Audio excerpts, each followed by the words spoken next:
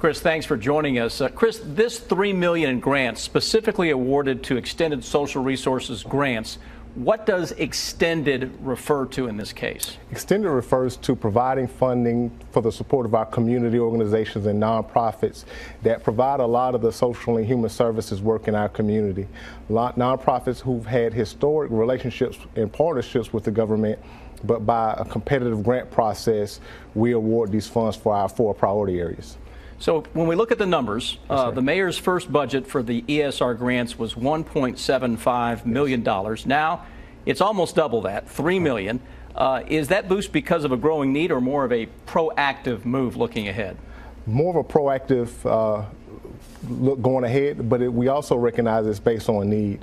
Unfortunately, we've experienced pretty drastic cuts from federal and state funding for social services, and so our local government has had to step up, if you will, as well as our nonprofits in support of these services. As an addition, we've also had other funding support going to affordable housing, homelessness prevention, and other areas. So we're hoping that, and we feel it's been a proactive approach. How does your office determine how the grants are actually allocated? Who gets them?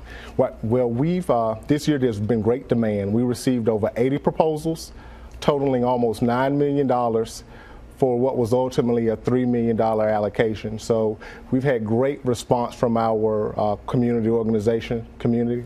We have a team who spent over 750 hours exhaustively reviewing the proposals, all which were pretty competitive. So it's hard choices, but we feel pretty comfortable about those agencies that we think can provide the work.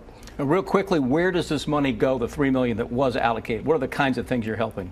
We have 4 priority areas: community wellness and safety, childhood and youth development, food insecurity and nutritional access, and emergency shelter. These funds are primarily for the basic human needs for those low income and underserved, disadvantaged folks in our community.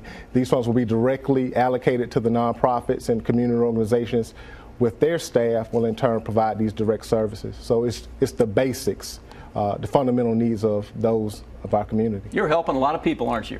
Trying our best, and we're getting a lot of support. Extended, Sam, really indicates that our local government is very committed to serving those in need in our community, but we dare not do it alone. We've had great partnerships with the community, and by extension, ESR, we hope to continue that in the future. Chris, thank you for being with us, and good luck on this program. Thank you, Sam.